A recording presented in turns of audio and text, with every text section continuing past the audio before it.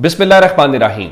लाखों करोड़ों दुरूदो सलाम मोहम्मद मुस्तफ़ा सल्लल्लाहु अलैहि वसल्लम और आले मोहम्मद पर। मैं हूं उमर दराज गोंदल। इस वक्त सबसे बड़ी खबर इस्लामाबाद से है और सबकी नजरें सुप्रीम कोर्ट के ऊपर थी। ये सब कुछ हो रहा है, सुप्रीम कोर्ट के जजेस क्या कर रहे हैं। और मैं आपसे बारहा कह चुका हूं कि अगर ऐसा होता है और जजेस खामोश रहते हैं फिर होने दिया जाए, फिर हमें किस बात की इतनी ज्यादा शोर मचाने की जरूरत है। लेकिन सुप्रीम कोर्ट के जजेस ने बर वक्त आज एक ऐसा निशाना लगाया है जो बहुत सारे लोगों के लिए परेशानी का सबब बन गया है। किस तरह से? चूंकि इन्होंने किया क्या कि इन्होंने सुप्रीम कोर्ट के फैसले के बाद इलेक्शन एक्ट के अंदर तरमीम के बाद कौमी असम्बली के स्पीकर से खत लिखवाया, फिर मुख्तलिफ असम्बलियों के स्पीकर से लिखवाया और फिर एक और याद दहानी का दूसरा खत लिखवाया, जिसकी बुनियाद के ऊपर मैंने आपको बताया था कि आज इलेक्शन कमीशन ने इजलास बुलाया। कल भी इजलास उन्होंने बुलाया था। प्लान यह था कि वो सीटें जो हैं वो पाकिस्तान तहरीक इंसाफ के हिस्से की निकाल के जो दे देंगे दूसरों को, यानी मुस्लिम लीग नून को, और उन्होंने अपने अरकान को बुला लिया था और उसके साथ ही ये तरमीम करेंगे और मामला इस तरीके से गड़बड़ हो जाएगा और मामला इनके हाथ से आगे चला जाएगा। लेकिन आज 8 अक्सरियती जजेस ने एक दरखास्त जो इलेक्शन कमीशन खुद लेके आया था, ये नहीं उन्होंने खुद से फैसला किया हो, ये दरखास्त इलेक्शन कमीशन की जानिब से आई थी, ये दरखास्त पीटीआई की जानिब से आई थी और आज उन्होंने तमाम शुकूक शुबहात दूर कर दिए हैं और ये रास्ता बंद कर दिया है। अब आईनी तरमीम करें। फिर अगली खबरें देता हूं। इस वक्त इस्लामाबाद से गैर मामूली खबरें क्या है। सुप्रीम कोर्ट ने आज इस हवाले से उसके अगर समरी आपको बताऊं तो समरी ये है, उन्होंने दूसरी मर्तबा वजाहत जारी की है। एक शॉर्ट ऑर्डर के बाद भी वजाहत जारी की थी।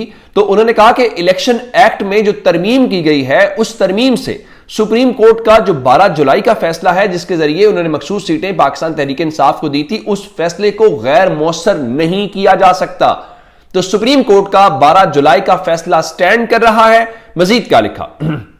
उन्होंने लिखा जी, इलेक्शन एक्ट ने वजाहत में, इलेक्शन कमीशन ने वजाहत में कहा कि मुख्तसर फैसला ऐसे कानून पर मबनी था जिसमें तरमीम की गई। इलेक्शन कमीशन के मुताबिक इलेक्शन एक्ट 2017 के सेक्शन 66 और 104 में तरमीम की गई। इलेक्शन कमीशन के मुताबिक इलेक्शन एक्ट 2017 में सेक्शन 104A का इजाफा किया गया है। अब उनके मुताबिक तहरीक इंसाफ ने कहा कि सुप्रीम कोर्ट का मुख्तसर हुक्मनामा आईनी दफात की तशरीह और निफाज पर मबनी है। तहरीक इंसाफ के मुताबिक इलेक्शन एक्ट में तरामीम मुख्तसर फैसले पर नजरअंदाज नहीं हो सकती। इलेक्शन कमीशन और पीटीआई की दरखास्त पर दूसरी वजाहत की गई। इलेक्शन तरमीमी एक्ट का इतलाक माजी से नहीं हो सकता और इलेक्शन कमीशन सुप्रीम कोर्ट के फैसले पर अमल दरामद का पाबंद है।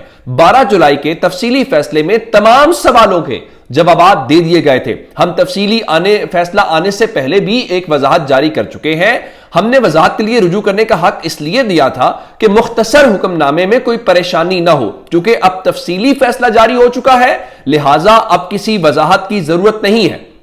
मजीद लिखा कि तफसीली फैसले में तमाम तर कानूनी और आईनी निकात का इहाता कर दिया गया है। अब चूंकि इलेक्शन कमीशन और पीटीआई ने मजीद वजाहत के लिए इलेक्शन को लेकर दरखास्तें दायर कर रखी थी, लिहाजा अब हम इतनी हद तक वजाहत कर देते हैं कि इलेक्शन एक्ट में तरमीम से हमारा हुक्मनामा गैर मौसर नहीं हो सकता। फिर कहा कि इलेक्शन कमीशन बगैर मजीद वजाहत तलब किए हमारे हुक्मनामे पर अमल दरामद करने का पाबंद है। रजिस्ट्रार ऑफिस इस वजाहती हुक्मनामे की कॉपी इलेक्शन कमीशन और पीटीआई को भेजे। अब आप जरा सीटें दे के दिखाएं। और साथ ही उन्होंने यह भी कहा कि मजीद वजाहत के लिए सुप्रीम कोर्ट से रुजू न किया जाए और इस दरखास्त को जुडिशल ऑर्डर के जरिए निपटाया जाता है। अब आते हैं इस बात के ऊपर कि इलेक्शन कमीशन ने आज एक इजलास रखा हुआ था और उस इजलास में फिर क्या फैसला हुआ। अब उस हवाले से आज मुख्तलिफ किस्म की खबरें आई।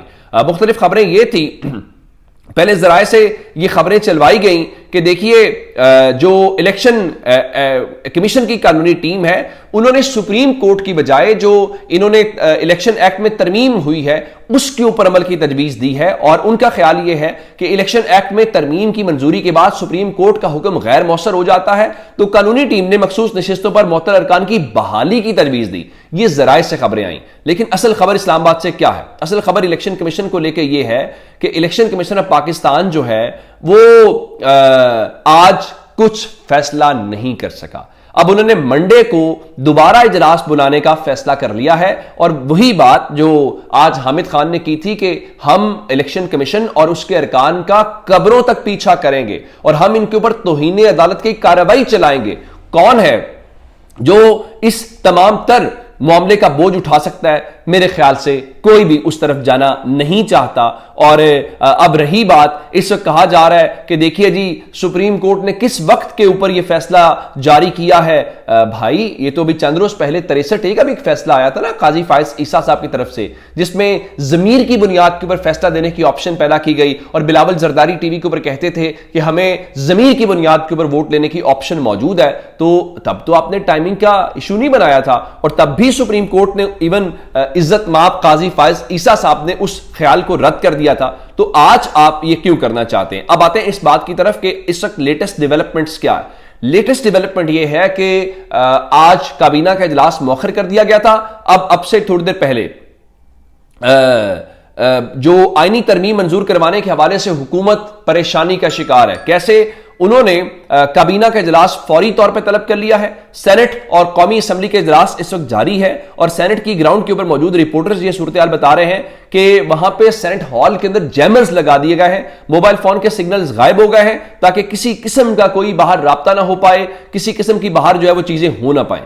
اس دوران ہوا کیا ہے؟ ہوا یہ ہے کہ جو خصوصی کمیٹی بنائی گئی تھی، انہوں نے اس آئینی ترمیم کے حوالے سے انہوں نے دعویٰ کیا جی ایک نیا مسودہ آیا ہے، اور نئے مسودے کی انہوں نے منظوری دے دی ہے، اور نیا مسودہ 26 نکات کے اوپر مشتمل ہے، جس میں تمام نکات اعلیٰ عدلیہ سے متعلق ہیں۔ اور خورشید شاہ صاحب نے کہا دیکھیں جی یہ متفقہ طور پہ منظور ہو گیا، یہ ان کا دعویٰ ہے۔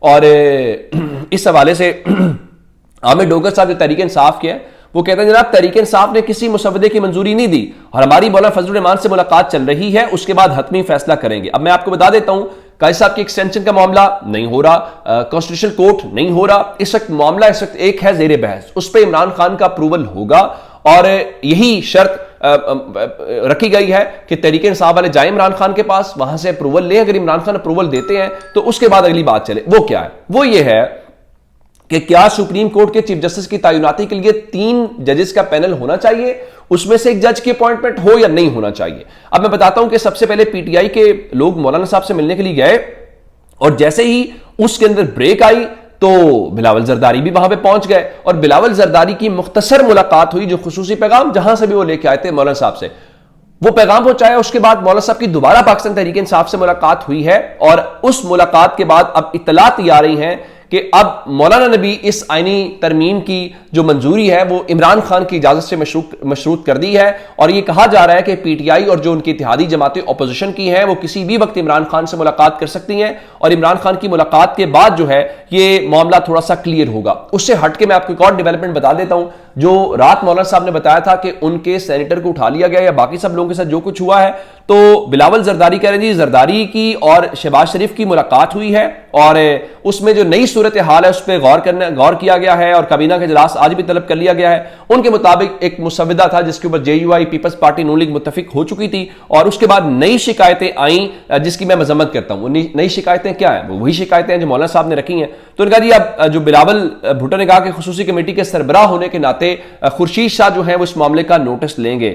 مولانا صاحب نے کل بڑی سمارٹلی یہ چیزیں رکھی تھی شہباز شریف کے سامنے، ان کو پتا تھا شہباز شریف کے پاس کتنا اختیار ہے، اور بلاول زرداری یہی بتا رہے تھے کہ ان کے ارکان اسی کو ووٹ کریں گے جس کو وہ ووٹ کریں گے۔ اب وہ کیا حکومت کا مسودہ ہے، کیا وہ مولانا اور پی ٹی آئی کا مسودہ ہے؟ اس وقت اسلام آباد میں چند گھنٹے بہت کروشل ہیں، لیکن یہ نروز کی گیم ہے، اور ہو بلنکس فرسٹ یہ وہ والا اصول ہوگا، اور میرے خیال سے حکومت کی اگر تو نیک نیتی نہیں ہے تو پھر حکومت کے لیے چند گھنٹوں میں صورتحال کلیئر ہو جائے گی۔ اور اب میرا خیال ہے اس گیم میں بہت سارے سٹیک ہولڈرز ہیں، اتنا آسان کام نہیں ہوگا۔ اپنا بہت سارا خیال رکھیے گا، خدا حافظ۔